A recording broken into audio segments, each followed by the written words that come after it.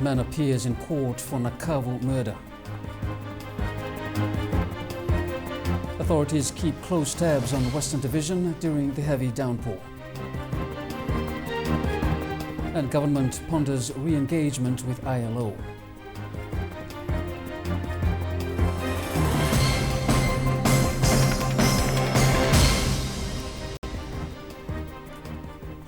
Very good evening. Those stories are coming up in this bulletin, but first, tonight, Digicel has today started legal proceedings against the Fiji Rugby Union. According to a brief Digicel statement this afternoon, this is simply aimed at, quote, protecting its contractual rights to be Fiji Rugby properties, which it has sponsored since 2006, unquote. Digicel Fiji Chief Executive Officer Maurice McCarthy says they fully understand how important rugby is to the people of Fiji, and therefore they wish to continue to help support the growth of the sport. But he adds they are disappointed that this involved legal proceedings. McCarthy says Digicel remains committed to Fiji and to rugby, and they remain hopeful that an amicable solution can be reached soon. We will have details of that story later in sports. A 35-year-old unemployed man of Nandi has appeared in court facing charges related to the death of a 55-year-old woman earlier this week. Talat Mahmood Hussain of Nakavu has been charged with one count of murder. Hussein's case has since been referred to the High Court. The hearing date has been set for February 12th. 55-year-old Hamidan Banu was found in a pool of blood on Monday night by his son. Yesterday's freak floods in the Western Division have ended just as quickly as they began. But at the height of the heavy downpour, authorities kept monitoring the situation just to ensure that general public safety was not compromised.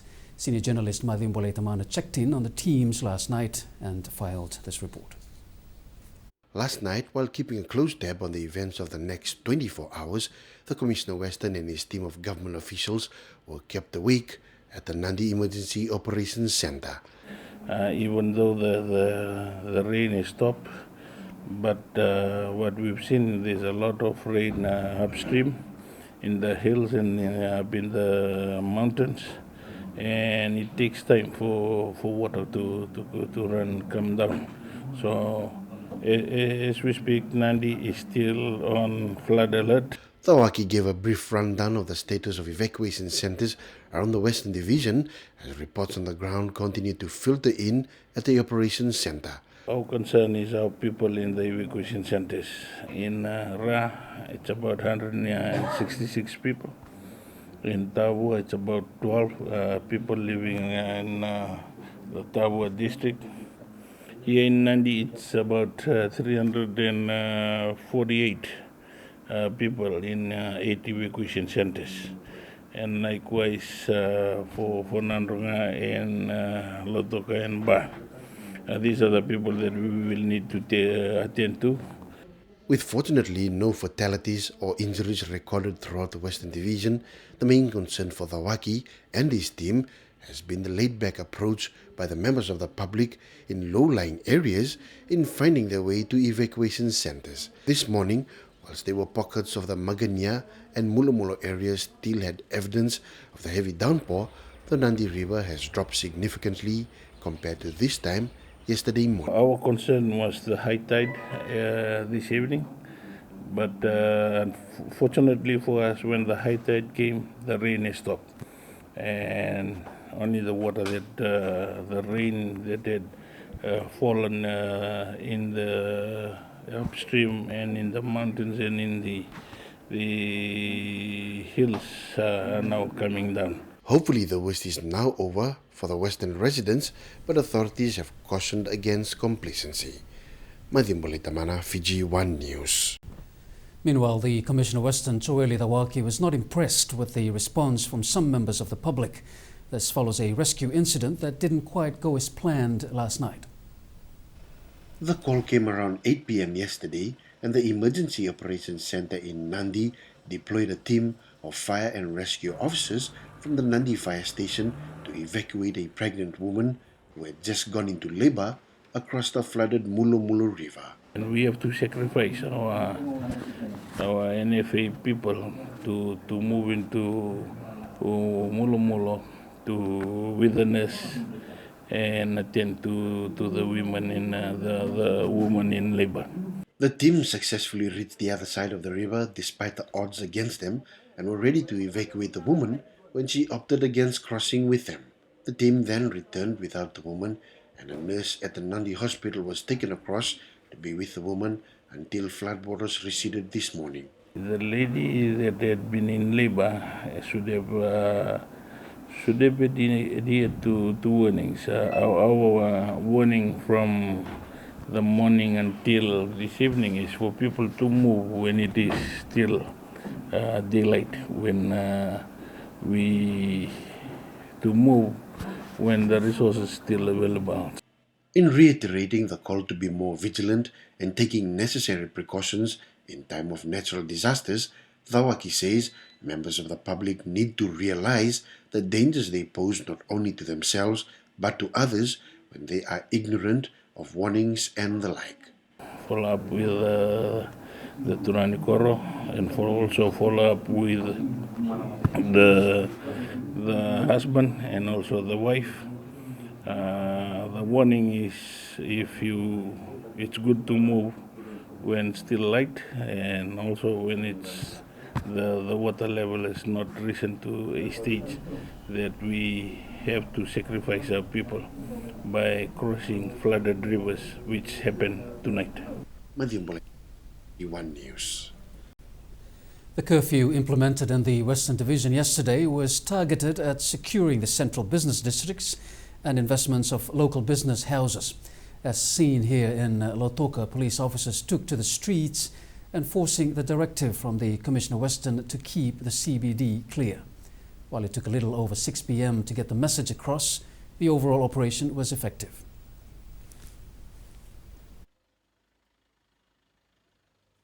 We've made the decision for during the dark hours to restrict movement of people into the central business area. This is basically to ensure the security and safety in the central business district, and also the confidence of our business. The aim of the operation was to ensure those who wanted to engage in dubious acts were kept at bay. The law enforcement officers were able to secure properties for the business community. While away at home, we assure them the security by restricting movement of people into the business district areas, that their shop is safe and secure, and that again gives the confidence to our business community during this time. In his 2014 National Budget Address in November last year, the Prime Minister Commodore Barenge Bainimarama made mention of a particular benefit that would have helped many former and current civil servants. This is in relation to practices pertaining to retirement benefits that left women at a disadvantage. Selina Nabuso has the details. In recent years, women working in government who were married while they were employed lost all retirement benefits accrued during the years they were single. On the day they married, they started over, with their years of service recalculated as if they had begun work on that day. However, government has set aside some funds to compensate these women. It's now in the process of sorting out all the documentation to get this initiative rolling. Once we get confirmation from from the minister based on the briefing that we've given, then we would be able to act on the implementation of this. Government has already allocated a sum of $2.5 million in payment for the civil servants concerned. However, they seem to be taking longer than expected as the claims vary.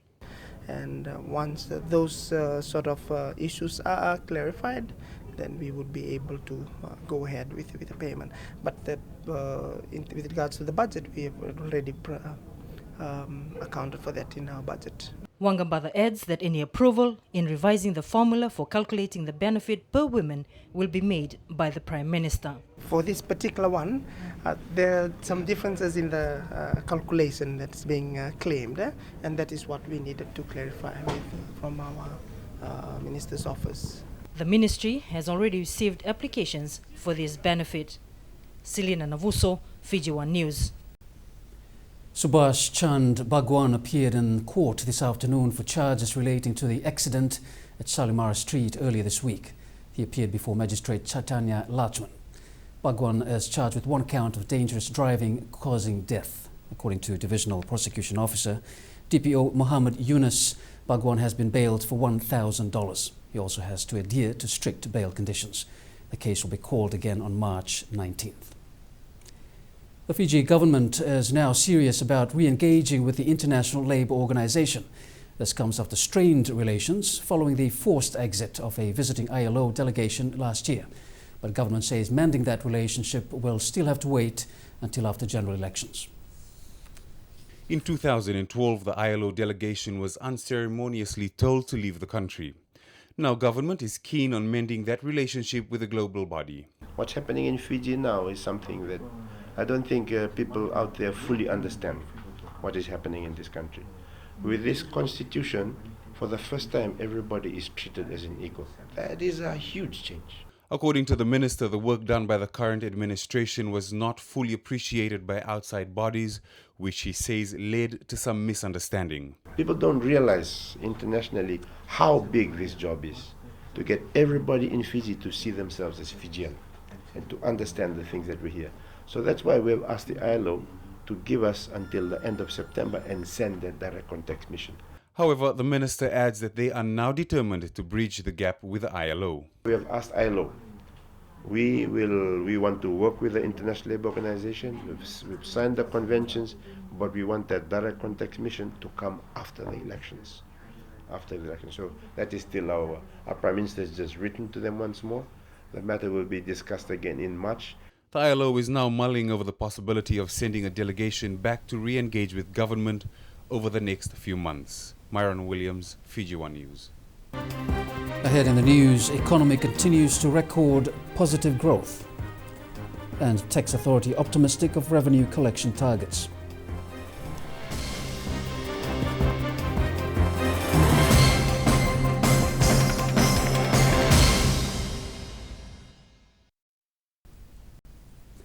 Hello again. Leading this segment, the Reserve Bank says the country has achieved its targeted 3.6% growth for last year. RBF Governor Barry Whiteside says that domestic demand remains buoyant, and this is supported by things such as improving labour market conditions, the expansionary 2014 budget, record low commercial bank lending rates, and a favourable general business environment. Whiteside adds that partial indicators for investment also reveal that the pace of investment activity strengthened in 2013 and will remain above 25% of GDP this year. But while the higher lending is reflected in increased economic activity, it has also resulted in a widening trade deficit as imports continue to outpace exports, according to the RBF. But the RBF says this has been largely cushioned by healthy inflows of tourism earnings as well as higher personal inward remittances. Foreign reserves now sit at $1.7 billion. That's 4.7 months worth of imports. Fiji has the potential to drastically reduce its billion-dollar fuel import bill by producing 100% biogas. While it may sound like a far-fetched idea, an independent biogas bioenergy consultant says that such a venture would be quite possible here. Halita Stark reports. Debates have been ongoing for a couple of years now, thrashing out whether Fiji has the potential to replace fossil fuel by producing biogas. However, all of that has often come to naught.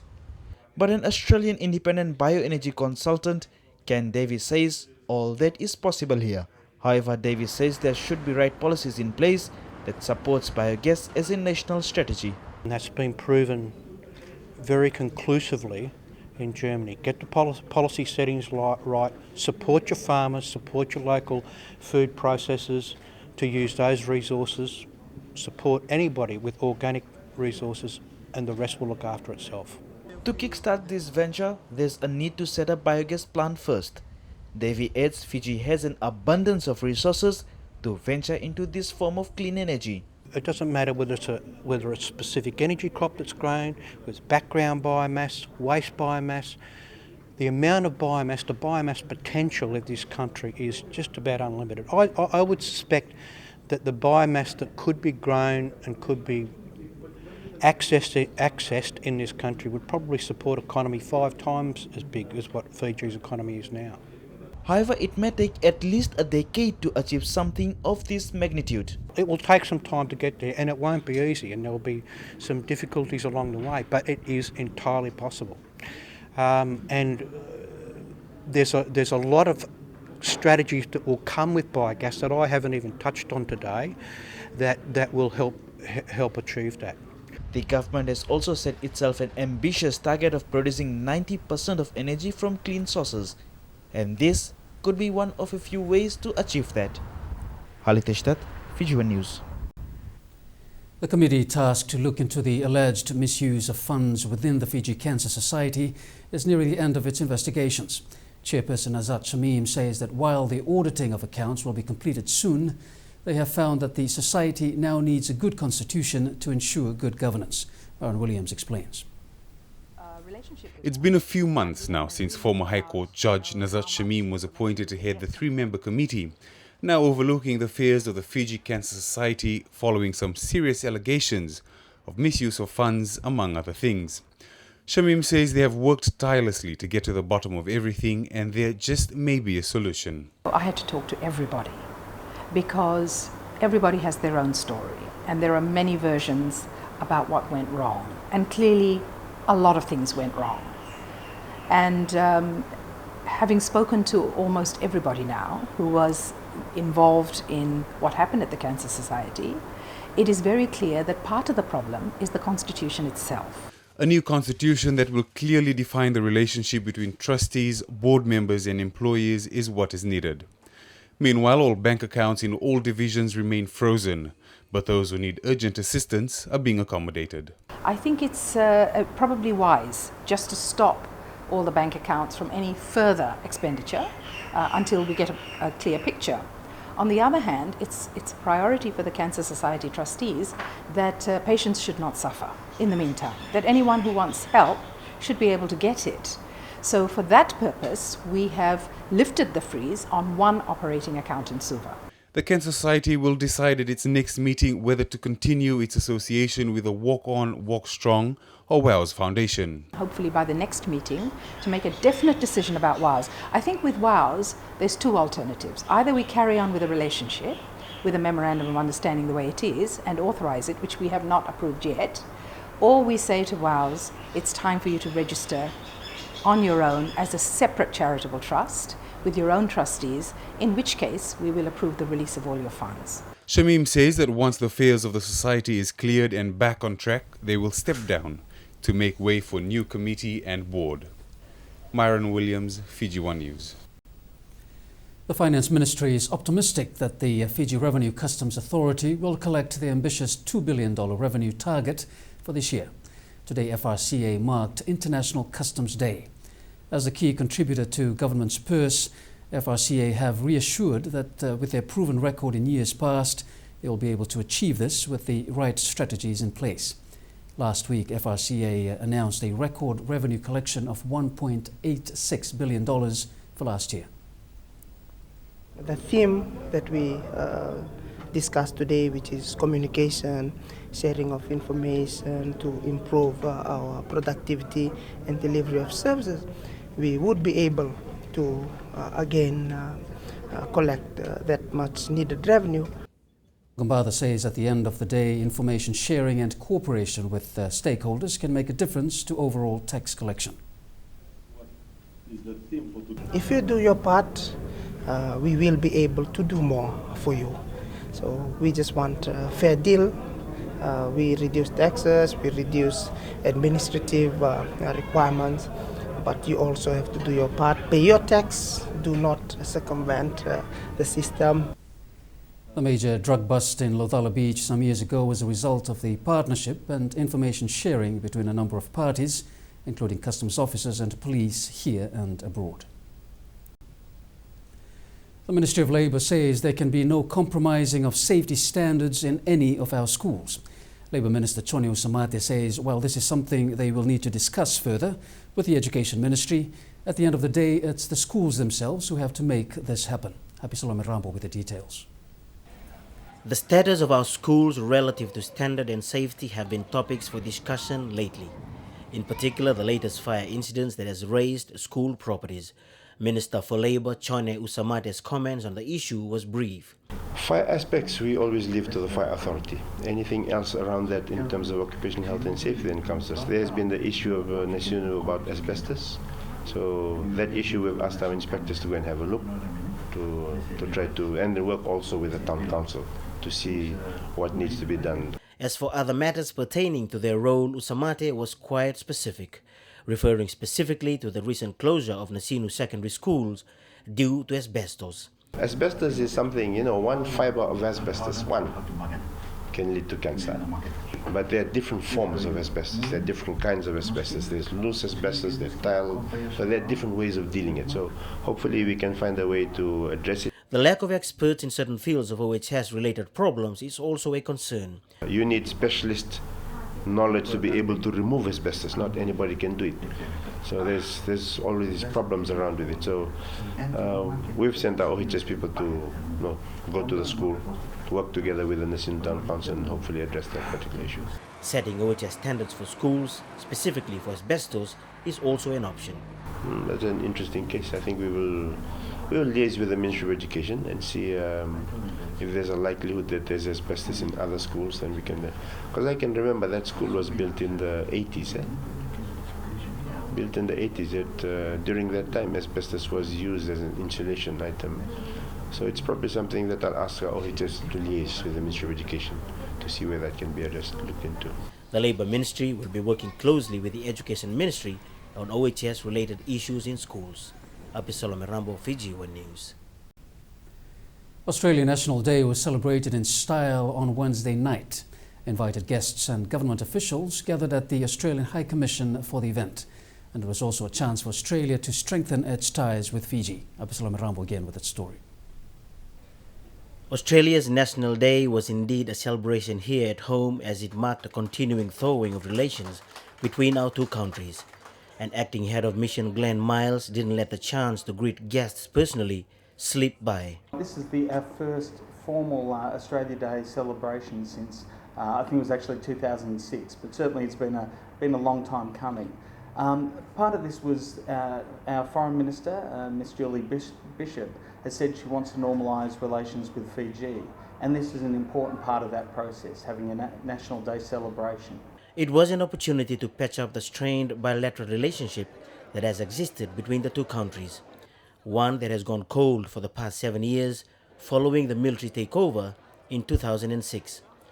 However, the acting head of mission says the ties between the two countries has always been intact. Where you have full diplomatic accreditation and the standard sort of bilateral relationship, but we're already a long way there. So it's not like we haven't had a relationship over the last 6 or 7 years. We didn't have Australia Day functions, but we did have lots of interactions with the government across a range of issues. According to Miles, the Australian Day celebration couldn't have come at a better time, in particular with elections just around the corner.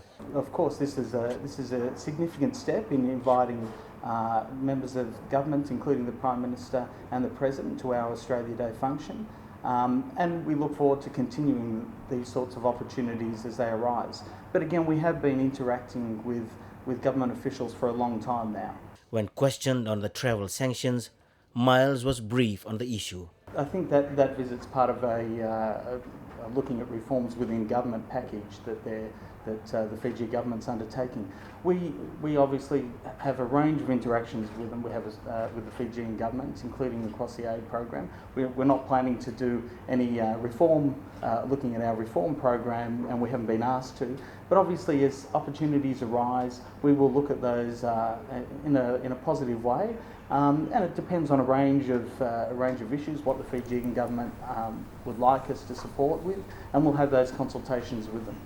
Abisalome Rambo, Fiji One News. The acting Australian head of mission to Fiji, Glenn Miles, has given his reassurance that bilateral relations between Fiji and Australia will continue to grow. Speaking at the Australian National Day celebrations at the Commissioner's residence recently, Miles was upfront about what he really thinks about the current political stances of the two countries. Although it's not well known, we have for many years worked closely with the government to ensure development assistance is distributed in line with Fiji's national policies and objectives. And with it comes revelations of aid Australia has poured into Fiji for the past 7 years. For instance, we have supported Fiji's national immunisation program through the Ministry of Health, contributing to coverage rates of 94% for children. That's not only higher than global averages, but it's also higher than in Australia. Similarly, Australia has supported the Ministry of Education over the last 2 years in repairing 155 classrooms, 18 library buildings, 12 early childhood buildings, 22 toilet blocks, and 27 disability accessible schools. This is a program focused on the most disadvantaged, or assisting the most disadvantaged schools in the most disadvantaged communities. The diplomat also reassured that 2014 is going to be a better year for Fiji in terms of financial assistance from Australia. But this is only a small snapshot of our overall development program, a program which will come to almost $100 million this financial year, and a program which supports, in partnership, communities, government agencies and civil society organisations to build the skills and create the opportunities that are so important to further social and economic development in Fiji. We'll be taking a brief look at what's happening around the Pacific up next. Stay with us.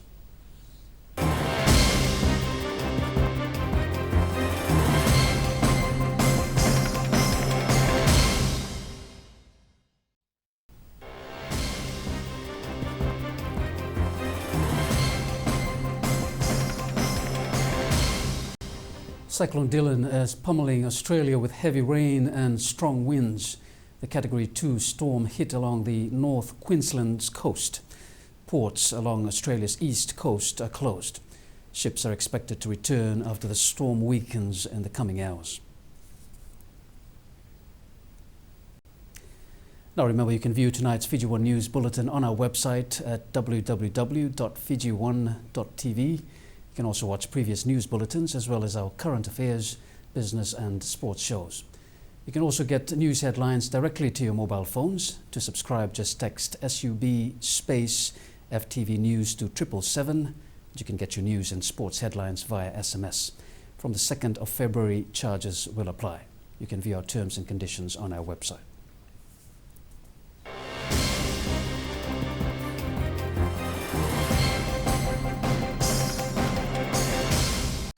Some schools can soon expect their libraries to receive a timely boost.